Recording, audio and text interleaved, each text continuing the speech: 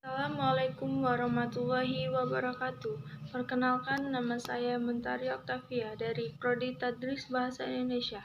Di sini saya akan sedikit menjelaskan biografi tentang sahabat Nabi yang bergelar Al-Muksirun Al-Hadis yang bernama Ibnu Umar.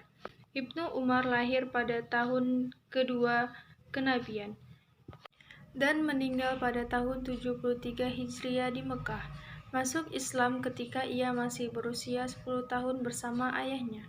Ia berhijrah ke Madinah lebih dulu daripada ayahnya. Pada masa Perang Uhud, ia masih kecil, sehingga tidak diizinkan Rasulullah mengikutinya, kecuali peperangan-peperangan berikutnya. Ia selalu ikut bertempur bersama Nabi Muhammad SAW dalam Perang Khandaq dan peperangan sesudahnya.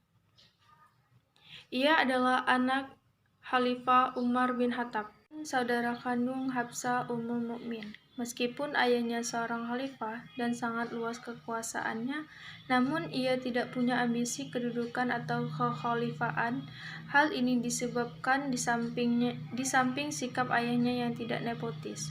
Ia selalu mencurahkan segala perhatiannya untuk mencari ilmu dan beribadah.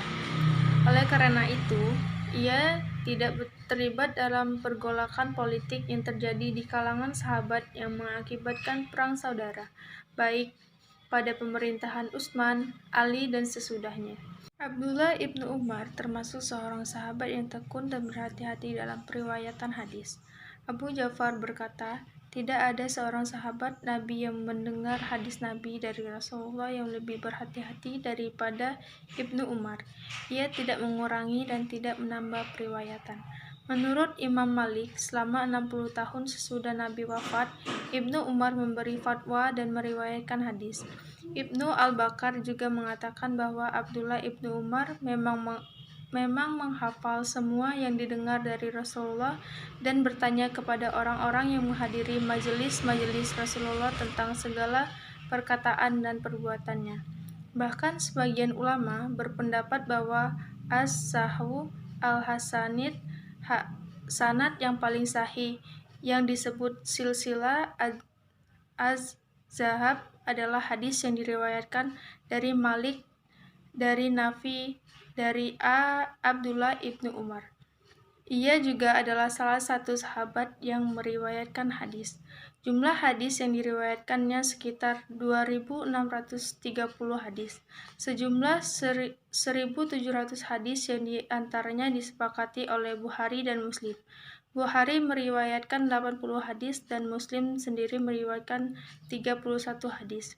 Ia meriwayatkan hadis dari Nabi dan dari para sahabat, diantaranya ayahnya sendiri Umar, pamannya Zaid, saudara kandungnya Hafsah, Abu Bakar, Umar, Ali, Bilal, Ibnu Mas'ud, Ibnu Dazar, dan Nasih. Tadi biografi tentang Abdullah ibnu Umar, dan sekarang saya akan melanjutkan biografi tentang ulama hadis yang bernama Imam Muslim. Imam Muslim lahir pada tahun 204 Hijriah atau 819 Masehi. Ada pula yang berpendapat beliau lahir pada tahun 202 Hijriah atau 206 Hijriah. Seorang ahli hadis kontemporer asli India, Muhammad Mustafa Az-Zami, lebih menyetujui kelahiran Imam Muslim pada tahun 204 Hijriah.